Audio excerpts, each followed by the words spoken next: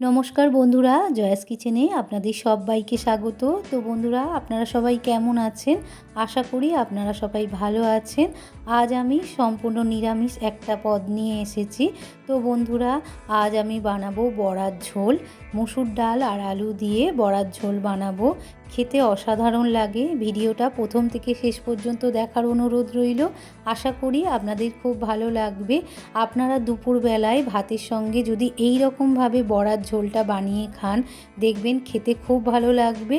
আর রাত্রিবেলা রুটি পরোটার সঙ্গেও খাওয়া যাবে, খুবই ভালো লাগবে খেতে। তো বন্ধুরা, আমার চ্যানেলে যদি আপনারা নতুন বন্ধু হয়ে থাকেন, প্লিজ চ্যানেলটি সাবস্ক্রাইব করে দেবেন। তো চলুন শুরু করা যাক বড়ার ঝোল। বড়ার ঝোল বানানোর জন্য এখানে আমি ছোটো বাটির 1 বাটি মসুর ডাল নিয়ে নিয়েছি। ডালটাকে ভালো করে আমি 2-3 বার জলে ধুয়ে নিয়ে প্রায় আধ ঘন্টার জন্য ভিজিয়ে রাখবো।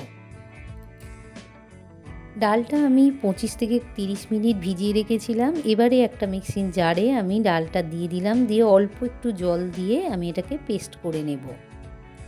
পেস্টটা একটা বাটিতে আমি ঢেলে নিয়েছি। এবারে দিয়ে দিলাম অল্প একটু লবণ, আর দিয়ে দিলাম ছোটো চামচের হাফ চামচ গুঁড়ো হলুদ, আর দিয়ে দেব ছোটো চামচের হাফ চামচ গুঁড়ো লঙ্কা, দিয়ে ভালো করে ডালের সঙ্গে মশলাটাকে মিশিয়ে নেব। পেস্টটাকে আমি ভালো করে একটু ফেটিয়ে নিয়েছি। যত ভালোভাবে ফেটাবেন, ঝোলের রসটাও বড়ার মধ্যে তত ভালো করে ঢুকে যাবে। এবারে আমি গ্যাসের ওপর একটা কড়া বসিয়ে দিলাম। কড়াতে বেশ কিছুটা সর্ষের তেল আমি দিয়ে দিলাম। তেলটা বেশ গরম হয়ে এসেছে। এবারে আমি অল্প অল্প করে বড়াগুলো দিয়ে উল্টে পাল্টে লাল লাল করে ভেজে নেব। তো বন্ধুরা, আপনারা যদি নিরামিষের দিনে করেন তাহলে তো মসুর ডালটা করা যাবে না। আপনারা ছোলার ডাল বা মটর ডাল দিয়েও এরকম বড়ার ঝোল করতে পারেন, তাতেও খেতে অসাধারণ লাগবে।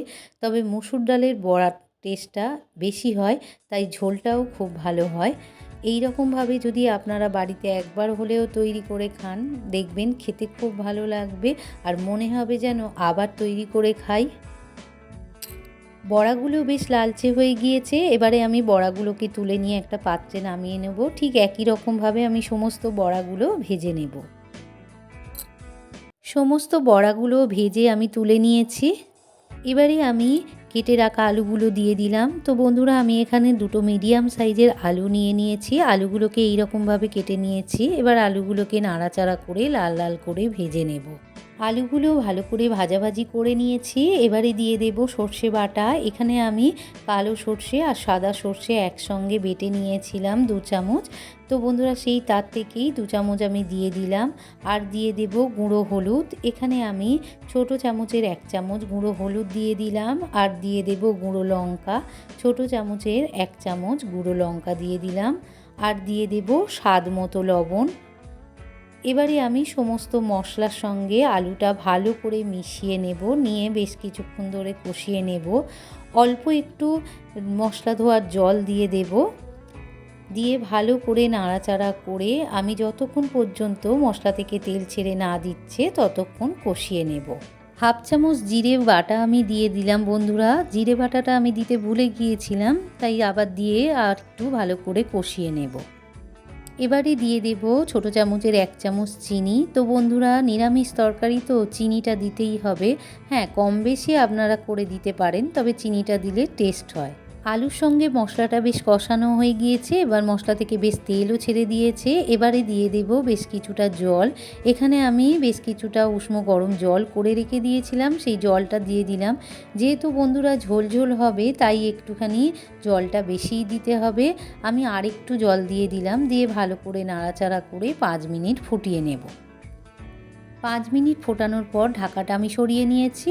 এবারে আলুগুলো সেদ্ধ হয়ে গিয়েছে, বড়াগুলো দিয়ে দিলাম। ভেজে রাখা বড়াগুলো দিয়ে আমি বেশি ফোটাবো না বন্ধুরা, 1 মিনিট ফুটিয়ে নেব, কেন বড়া গলে গেলে ঝোলটা একদমই খেতে ভালো লাগবে না। বড়াটা দিয়ে 1 মিনিট ফুটিয়ে নিয়েছি। এবার একটা পাত্রে আমি এটাকে ঢেলে নেব। ঝোলটা একটা পাত্রে আমি ঢেলে নিয়েছি। এবারে কড়াটা ধুয়ে ভালো করে গ্যাসের ওপর আবার বসিয়ে দিলাম। তো বন্ধুরা, এবারে আমি দিয়ে দিলাম 1 চামচ সর্ষের তেল। তেলটা দিয়ে দেব 5 ফোড়ন। এখানে আমি ছোটো চামচের হাফ চামচ 5 ফোড়ন দিয়ে দিলাম। 5 ফোড়নটা একটু লাল লাল করে ভেজে নেব। পাঁচ ফোড়নটা বেশ লালচে হয়ে এসেছে আর ফোড়ন থেকে একটা সুন্দর গন্ধও বেরিয়েছে। এবারে আমি দিয়ে দেব বড়ার ঝোলটা দিয়ে আমি ভালো করে নাড়াচাড়া করে আরও 1 মিনিট ফুটিয়ে নেব। তো বন্ধুরা, এই রকমভাবে ঝোলটা রেখে দিলে বড়ার মধ্যে রসটা ঢুকে যাবে আর খেতেও ভালো লাগবে। রান্নাটা আমার কমপ্লিট হয়ে গিয়েছে, আমি একটা পাত্রে এটাকে নামিয়ে নেব। তো বন্ধুরা, আমার এই রেসিপিটা আপনাদের কেমন লাগলো? যদি ভালো লেগে থাকে তাহলে আমার চ্যানেলটিকে লাইক আর শেয়ার করে দেবেন, আর কমেন্টে কেমন হয়েছে জানাতে ভুলবেন না যেন।